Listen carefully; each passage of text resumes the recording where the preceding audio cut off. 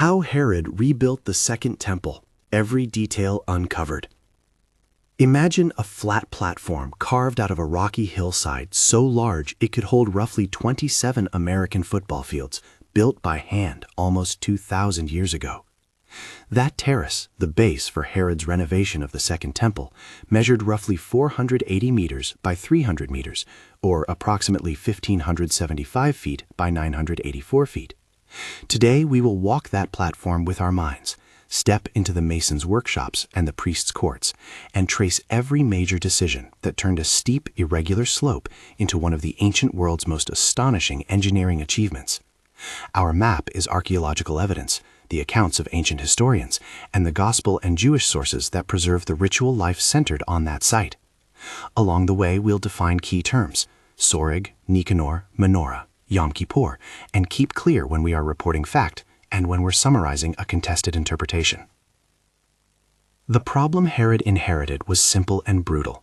The temple stood on Mount Moriah, a natural spur of rock that dropped away sharply on one side. To build something grand enough to serve as the center of Judaism and as a monument to his reign, Herod faced two technical hurdles at once: create a broad, level footprint large enough for expansive courts and porticos, and do so with the construction technologies available in the late 1st century BCE. The solution was not a single invention, but a suite of coordinated operations: quarrying, dressing, marking, hauling, and massive earthfill and compaction carried out with astonishing precision. Start with the stonework. The outer retaining walls that still survive in places are not simple rubble. Herod's builders quarried massive blocks, some reaching as long as 12 meters, and one remarkable slab, later called the Western Stone, measured roughly 13.6 meters in length and has been estimated at about 570 metric tons. To make these blocks, teams worked at quarries, likely several around Jerusalem, where they cut out massive courses of limestone with iron tools, wedges, and controlled fracturing. The surface finish on these stones showed that this was not rough piling.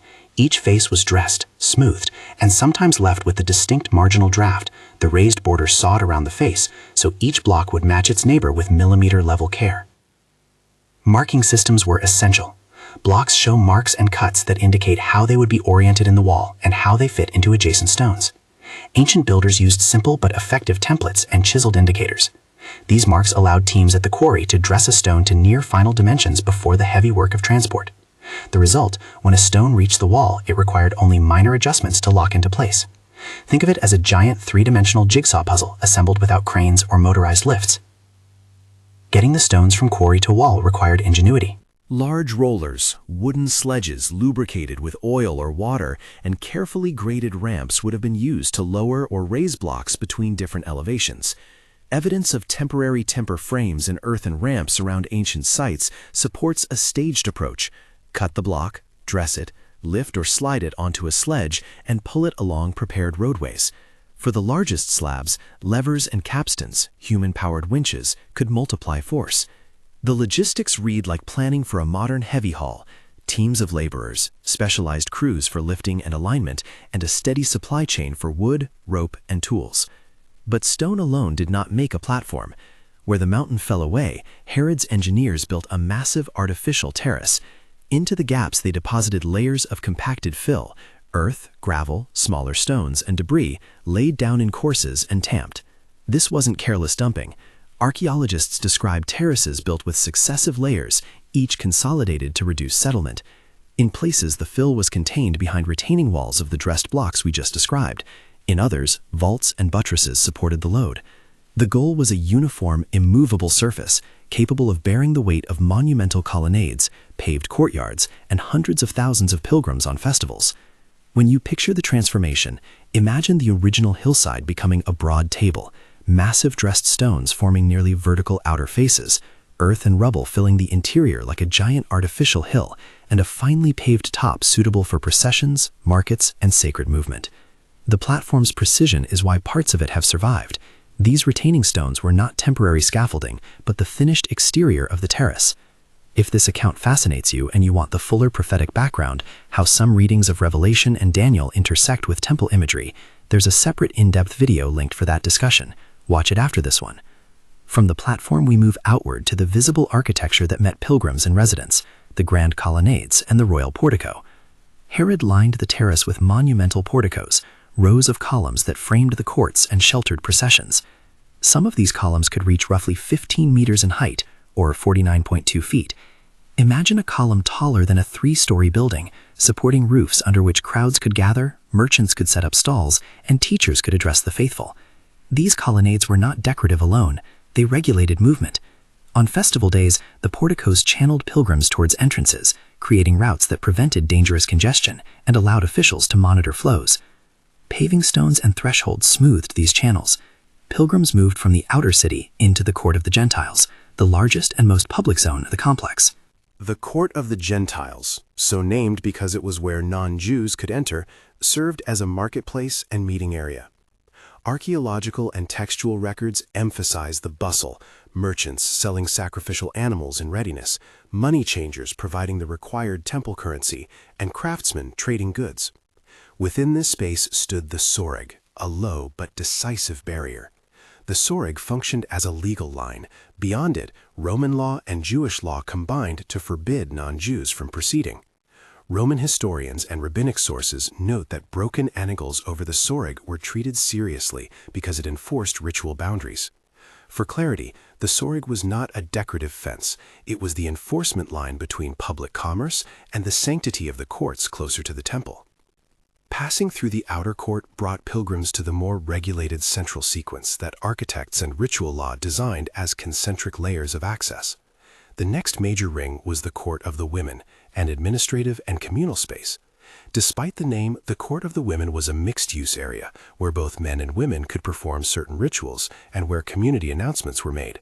From there, worshippers would climb a carefully arranged ascent of steps, 15 steps according to some traditions, to reach the Nicanor gate, the imposing bronze gate that marked the transition to more restricted areas. The Nicanor gate is described in ancient sources as a grand bronze portal roughly 20 meters high, or 65.6 feet, in its full monumental context. Its metalwork would have glinted in sunlight and announced entry into a space with stricter rules. Beyond Nicanor lay the Court of Israel, limited primarily to ritually pure men, those who had undergone certain purification rites. This court itself prepared worshippers for the most sacred sector, the Court of the Priests. The Court of the Priests centered on a massive altar used for sacrifice. Descriptions and archaeological reconstruction suggest an altar footprint on the order of 15 meters by 15 meters, with a height around 4.5 meters, or 49.2 feet by 49.2 feet by 14.8 feet, built to withstand constant use. A broad ramp allowed priests to lead animals up for sacrifice, and adjacent areas served as places to skin and butcher animals in a way that kept blood and offal off the sacred paved surfaces. Behind these practical spaces stood the sheltered, highly regulated structures of the temple proper, the holy place and the Holy of Holies. The holy place was the room where daily priestly duties occurred. The menorah burned here, the table of showbread displayed the loaves, and the altar of incense stood within reach of the priests. The menorah we read about in sources was a 7-branched lampstand, often described as gilded and roughly 1.5 meters tall, or 4.9 feet, in practical reconstructions, large enough to be a visual focal point, but small compared to the architecture that framed it. The table of showbread held 12 loaves representing the tribes. The incense altar was used for aromatic offerings that, in ritual imagination, symbolized prayer rising to heaven. The veil separated the holy place from the Holy of Holies. Contemporary reconstructions and textual traditions suggest a veil perhaps 20 meters high, about 65.6 feet, woven of blue, purple, and crimson threads, and embroidered with cherubim imagery. The veil's size and richness signified the absolute separation between the everyday cult and the innermost presence reserved for God. The Holy of Holies itself is described as a cube, approximately 10 meters on a side, about 32.8 feet. A simple geometric space, uncluttered and empty of any humanly visible object in Second Temple times. Importantly, the Ark of the Covenant is not present in this period's descriptions. The inner room functioned as the locus of divine presence and the destination of a single annual ritual. That yearly ritual was Yom Kippur, the Day of Atonement. On that day, the high priest entered the Holy of Holies alone, after elaborate purifications and rites performed in stages, to sprinkle blood in the innermost place and intercede on behalf of the people. The architecture, the concentric courts, gates, and the veil, made that isolation meaningful. Access was not merely physical, but deeply theological. The structures taught a theology of holiness. Proximity to the sacred required rites, qualifications, and a sequence of approaches. It is against that architectural and ritual backdrop that the gospel narratives place one of the most charged moments in Christian memory. At Jesus' death, the veil of the temple was torn in two from top to bottom. See gospel passages Matthew 27:51, Mark 15:38, Luke 23:45. The gospel accounts present this as a dramatic sign. A veil, woven, embroidered, and symbolic, rents, opening visually and theologically a boundary that had for centuries marked restricted access. Ancient historians situate Jesus' death within the broader political and religious turbulence of the time. They corroborate that events of violence and Roman intervention were unfolding in Judea in the same decades that saw the temple's destruction. Our tone here is descriptive. The gospel reports a torn veil. Scholars debate its precise implications and timing, but the textual detail is clear and remarkable given the scale of such a textile and its ritual weight. Less than 40 years after these events, the temple that Herod had renovated suffered catastrophic destruction. In 70 AD, the Roman army under Titus breached the city's defenses, and the temple was burned and dismantled. Contemporary Jewish historians, most notably Flavius Josephus, describe the burning of the temple's wooden and gold elements, looting for precious metals, and the systematic razing of structures. The retaining stones of the platform, however, resisted complete destruction. Today, the best-known surviving fragment is what we call the Western Wall, part of the western retaining wall of Herod's platform. For centuries, it has remained a place of prayer, memory, and legal contestation. When we stand as archaeologists or pilgrims before that wall, we are looking at the engineered face of Herod's project. Dressed stone, massive scale, and the physical endurance of a construction method that married dressed outer facings with compacted interiors. The story of Herod's rebuilding does not end with ashes and ruins.